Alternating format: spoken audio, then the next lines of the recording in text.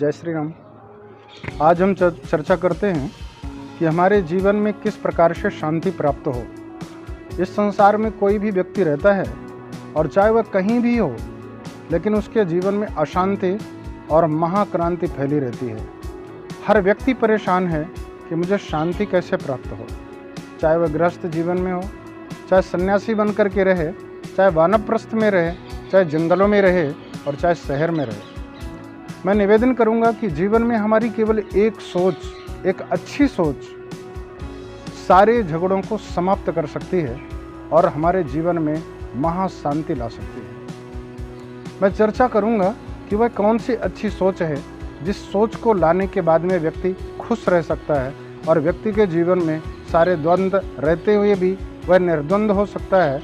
सारे जीवन के अशांति के रास्ते समाप्त हो जाते हैं और एक शांति का प्रत अपने आप प्रकाशित हो जाता है और ये व्यक्ति खुश रहने लगता है। निवेदन करूं, इस संसार में हर व्यक्ति, हर इंसान, चाहे वह छोटा हो चाहे बड़ा हो, वह जिस सोच का है, जिस खुशियों में जीता है और जैसी उसकी थिंकिंग होती है, जैसी उसकी सोच होती है, उसी के अनुरूप सामने वाले को ढालना चाहता है। जब हम अपनी सोच के अनुसार दूसरे व्यक्ति को ढालना चाहते हैं और उसको ढालने में हम अनेक प्रकार के प्रयास करते हैं, सारी अपनी ऊर्जा को लगा देते हैं और हो सकता है वह हमारे अनुरूप न चल पाए, तो वहीं से हमें दुख का जन्म होता है।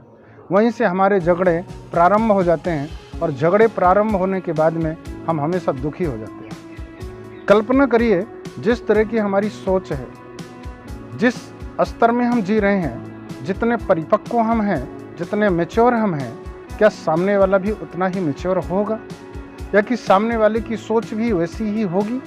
अगर हम सफ़ेद कपड़ा पहनते हैं तो हम हमेशा सोचते हैं कि सामने वाला भी सफ़ेद कपड़ा पहने। अगर हम खीर खाते हैं तो हम भी यही सोचते हैं कि सामने वाला भी खीर खाए। हम अगर ऐसा सोचते हैं कि हम बेड में लेटते हैं तो सामने वाला भी बेड में लेटे। अगर हम रोज़ मंदिर जाते हैं तो हम सोचते हैं कि सामने वाला भी मंदिर जाए। अगर हम तिलक लगाते हैं तो सामने वाला भी तिलक लगाए। अगर हम काले कपड़े पहनते हैं तो सामने वाला भी काला कपड़ा पहने। बस इसी सोच के कारण हमारे जीवन में द्वंद्व पैदा होते हैं और हर व्यक्ति दुखी हो जाता है। इस संसार में हर इंसान, चाहे वह कोई भी हो, किसी भी जात मजहब का हो, किसी भी संप्रदाय का हो, हर इंसान अच्छा करना चाहता है। हर इंसान अच्छी सोच रखता है। हर इंसान अच्छे से जीना चाहता है और अच्छा एक संदेश देना चाहता है। हर इंसान अपने परिवार को अच्छे से रखना चाहता है, परंतु हमारी सोच और उसकी सोच में अंतर है। हमारा अच्छा रखने का तरीका कुछ और है और उसको अच्छा रखने का तरीका कुछ और है। अपने परिवार का पालन पोषण, अपने जीने का ढंग वह अपने तरीके से जीता है और हम अपने तरीके से जीते हैं। जब हम कहते हैं कि हम हमारे तरीके से वह जिए, हमारे बच्चे, हमारी नाती पोते बहू हमारे तरीके से जिए, और वह जब हमारे तरीके से नहीं जीना पसंद करते तो वहीं से द्वंद्व चालू होता है और वहीं से झगड़ा चालू होता है। जीवन में हर व्यक्ति की सोच अच्छी होने के कारण वह अपने तरीके से अच्छा जी करके एक नया संदेश देना चाहता है।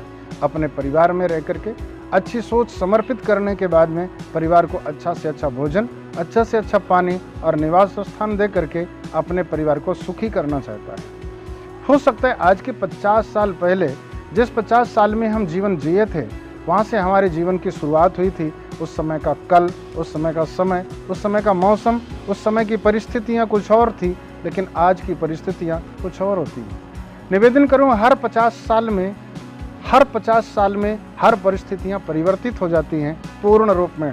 वैसे तो एक महीने, एक क्षण में भी परिवर्तित होती हैं, लेकिन पूर्ण रूप में परिस्थितियाँ 50 साल में निश्चित परिवर्तित हो जाती हैं। 50 साल के होने के बाद अपने बच्चों को, अपने नाती पोतों को उसी 50 साल पूर्व की परिस्थितियों में हम उन्हें जिलाना चाहते हैं, उसी सोच में रखना चाहते हैं।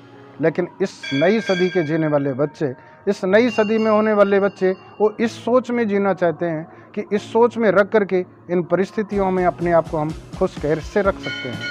अगर आपने पुरानी सोच से उनको ढालने का प्रयास किया है तो आपके वह बच्चे भी, आने वाली पीढ़ी को भी हो सकता है वो अपनी सोच में ढालना चाहेंगे। व्यक्ति जब अपनी सोच में जीने के लिए दूसरे को मजबूर करता है तो सामने वाला दुखी हो जाता है और इतना द्वंद्व में ग्रस्त होता है कि शायद बहुत बड़ी दीवारें, बहुत बड़ी खाइयाँ पैदा हो जाती हैं और आपसे मिलना जुलना, मुस्कुराना सारे संबंधों को खत्म कर देता है और हमारे जीवन में महाद्वंद्व पैदा होता है।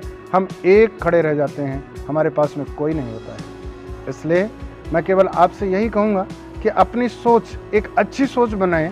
हम जिस सोच में जिए हैं, सामने वाले को उस सोच में जीने के लिए मजबूर ना करें। सामने वाला जिस तरह जीना चाहता है, हम उसकी सोच में अगर मिलना चाहते हैं तो खुश हो जाएं। अगर नहीं मिलना चाहते तो अपने आप को एकाकी कर लें, उसमें बाधक ना बने, उसके रोड़ा ना बने।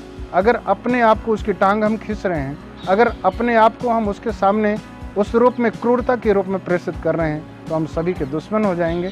इसलिए इस संसार में हमारा कोई भी मित्र नहीं बन पाएगा। तो अपने आप को सहज बनाने के लिए, सरल बनाने के लिए अपनी सोच को दूसरे पर थोपे नहीं, बल्कि अपनी सोच दूसरे पर आरोपित नहीं करें, बल्कि अपनी सोच को दूसरी सोच से मिला दें। यही जीवन का सार है और इसी में हम सारे लोग सुखी हो जाएंगे।